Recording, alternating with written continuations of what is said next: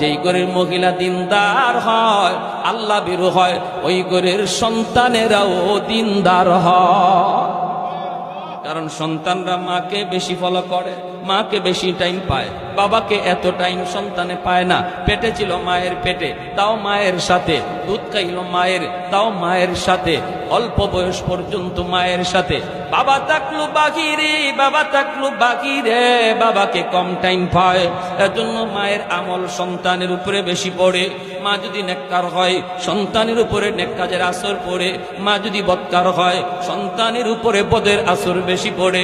এজন্যই নবী বলেন, আল মারআতু রাইয়াতুন আলা বাইতি যাওজিহা ওয়া ওয়ালাদিহি ওয়া ওয়ালাদিহি।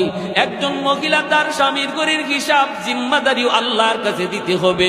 স্বামীর সম্পদের হেফাজত সে করলো কিনা, স্বামীর সম্পদের হেফাজত সে করলো কিনা, এই জবাব একজন মহিলা দিবে।